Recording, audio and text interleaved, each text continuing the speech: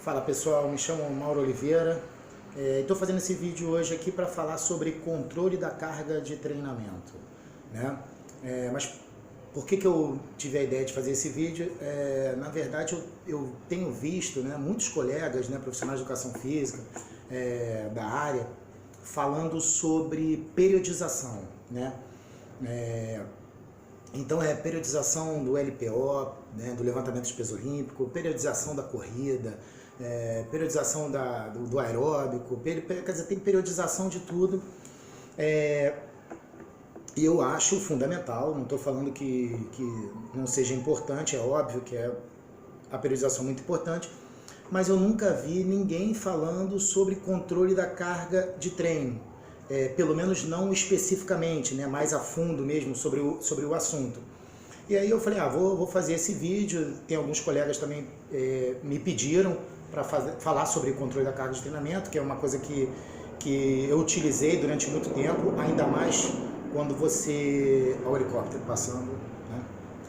Ainda mais quando você fala de atletas de alto rendimento, né? Se você não tiver controle da carga de treino, fica muito difícil você trabalhar. Bom, antes de falar do controle da carga de treino, a gente precisa falar sobre periodização, né? Definir o que é periodização, né? Para a gente poder depois entrar no assunto. Periodização nada mais é que a organização dos conteúdos de treino através de um determinado período de tempo, né? Periodização, período, né? Então, na verdade, o que o treinador vai fazer? O treinador vai pegar os conteúdos de treino, os exercícios, e vai programar ao longo do período que ele determinar. Isso se chama periodização. Isso que é a periodização, né? E aí o treinador ele pode fazer uma periodização de 16 semanas, de 22 semanas, de 52 semanas, que é o período de um ano, né? Tem treinador que faz o período de 4 anos, né? Que eles chamam de macrociclo olímpico, né? O período que vai de uma Olimpíada até a outra. Isso aí é determinado pelo treinador, isso aí... Mas, na verdade, a periodização ela é apenas um marco inicial. Eu considero um marco inicial, né? E qual é o objetivo da periodização? O objetivo é trazer o seu atleta que ele está num nível aqui, e ao final desse período que o atleta determinar, ele está num nível mais acima, né? Fazer uma curva, né? O problema, e aí é que entra o controle da carga de treinamento, é que se nesse caminho da onde ele está até onde você deseja que ele chegue, se você não tiver o controle da carga de treino, você pode cometer equívocos no meio do caminho e não perceber.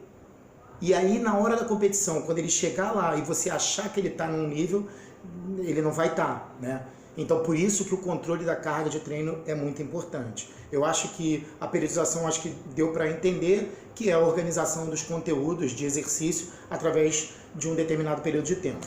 Bom, e aí a gente vai passar para falar sobre controle da carga de treino, né? A gente tem dois tipos de carga de treino. A carga externa e a carga interna. Vamos falar sobre a carga externa. Carga externa é tudo aquilo que pode ser medido, né? Mais ou menos assim. Então, por exemplo, o tempo de duração da sessão de treino em minutos. Sei lá, a sessão de treino vai durar 120 minutos. É uma carga externa. A quantidade de séries que ele vai repetir, né? É uma carga externa. A quantidade... O tempo de pausa entre uma série e outra é a carga externa. O número de repetições que ele vai fazer, carga externa. Ou seja, isso tudo é carga externa. Na verdade, a carga externa ela já está prescrita lá na periodização do treinador. Entendeu? Então, carga externa é mais ou menos tudo que você pode medir, tá? E aí tem a carga interna. A carga interna é como o atleta que realizou a sessão de treino, ele vai receber, é a percepção do esforço em relação à carga externa, né? Então o treinador, ele vai lá e ele, na planilha dele, ele coloca um treino matador, né? Carga de choque, aquela maior carga da semana. E ele tem que ter uma maneira, um método para controlar, para saber se o atleta realmente teve aquele efeito de carga de choque, né? Porque senão ele pode estar programando um treino que ele acha que é de choque, mas na verdade o atleta está fazendo aquilo ali com o pé nas costas. Se ele não tiver um modelo, um método para controlar, ao invés de ele treinar o atleta, ele está destreinando, né? Então por isso que o controle da carga de treino é tão importante, né? Você se perde no meio do caminho e você nem sabe. E aí quando você vai ver, o estrago já está feito e é muito difícil você voltar. E o controle da carga de treino, ele vai te dando diariamente essa resposta, né? E hoje existem diversos métodos de controle de treino e não invasivos, né? Que podem, você não precisa medir lactato, porque são modelos muito caros, né? Você, cada fitinha daquela para colher sangue, aí também tem a coisa de ter que furar o atleta toda hora, né? Tem cara que não gosta de ficar sendo picado. E então, e aí eu vou falar da minha história particular com o controle da carga de treino. Eu não usava carga de treino quando eu fui treinador de alto rendimento. Eu simplesmente fazia a programação, a minha periodização linda, maravilhosa. Tinha lá os conteúdos, cara, pô, minha planilha era a coisa mais linda do mundo, né?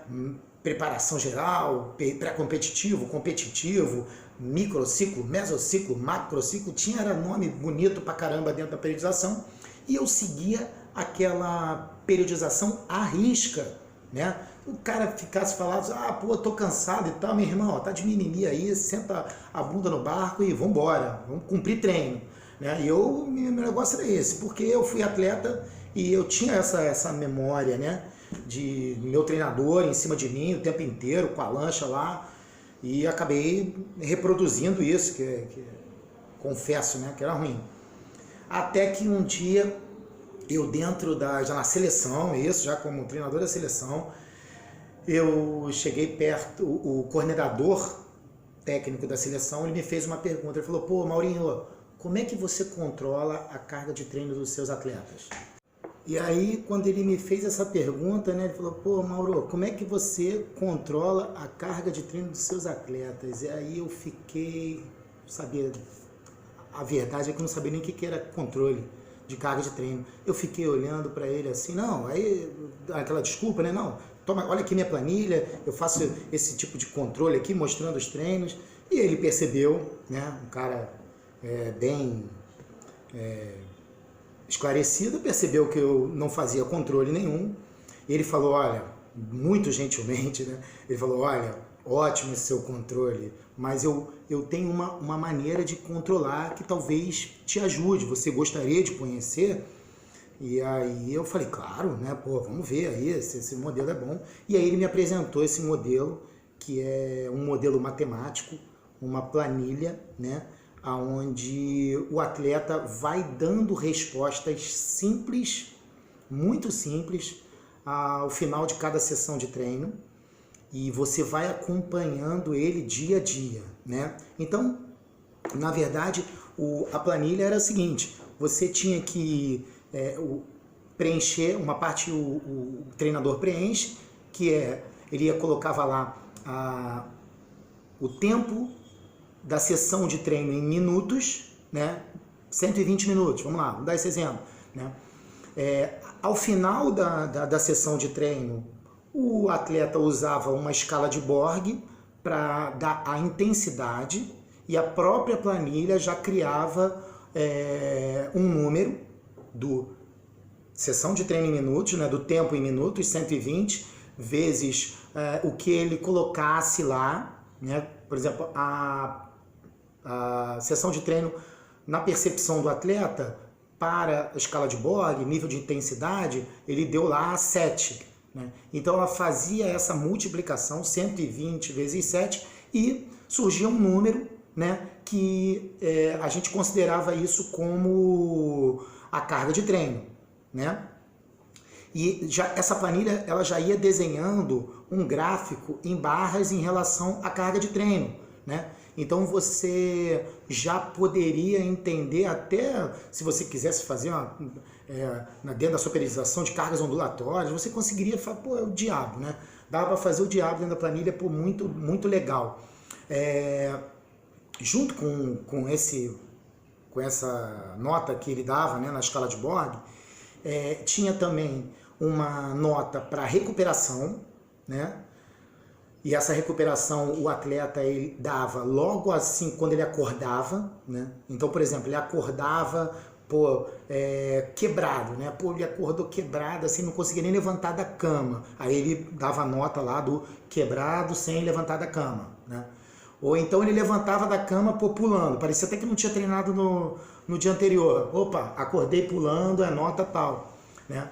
Essa era uma outra nota que ele tinha que dar. E a outra nota era em relação à dor.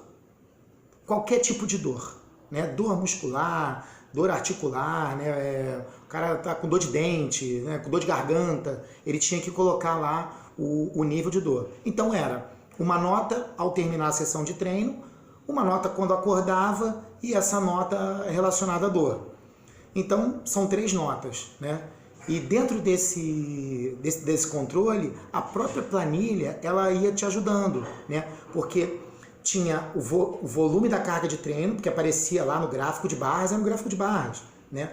Só que embaixo tinha uma linha da dor e em cima tinha uma linha da recuperação, entendeu? Então, normalmente, quando você começava a exigir demais do atleta, por exemplo, as suas barras, né, as suas lacunas, as suas cargas de treino começavam a ser muito altas, essa dor, essa linha da recuperação, ela começava a cair, porque não dava tempo do atleta se recuperar de uma sessão para outra. Essa linha começava a cair, porque ele começava a falar que a recuperação dele estava ruim. Essa linha da dor começava a subir, porque ele também falava, olha, começou a doer. E quando essas linhas se aproximavam muito, qual era a resposta? Meu amigo, alivia o treino, porque senão o seu atleta vai se machucar. Então, na hora que as linhas começavam a se aproximar, você pegava lá e soltava o treino. Soltava o treino aí, ó, rapidinho a linha da dor e a linha da recuperação, elas começavam a se afastar de novo. Entendeu? Então, você conseguia até prever a lesão. Normalmente, em alguns casos, eu cheguei a ver quando elas se cruzavam, a linha da dor estava maior do que a recuperação, pimba, lesão. Cara, dava até para ver, mas às vezes você estava num período do campeonato ou do período de competições que não dava muito para soltar, né? E aí você às vezes arriscava, às vezes dava lesão, às vezes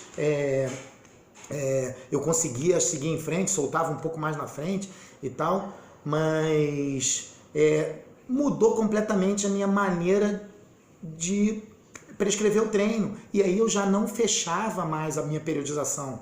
Eu deixava a minha periodização viva, aberta, né? Então eu programava, lógico que eu já tinha lá aquele conteúdo mais ou menos programado, mas as sessões de treino eu ficava monitorando o tempo inteiro o atleta para saber o que dava para fazer com o cara ou não, né? E mudou a minha maneira de avaliar. Então eu fiz esse vídeo assim mais para dar uma explicada sobre isso. Eu acho que o professor Renato Massaferri é um cara aí que está vindo com conceito, né? Mais a parte teórica e tal, mas só queria deixar minha experiência aí. E se alguém quiser conversar um pouco mais sobre controle da carga de treino, eu estou disponível aí, é só me procurar aí, manda direct, pega meus contatos aí e tamo junto. Valeu? Um abraço!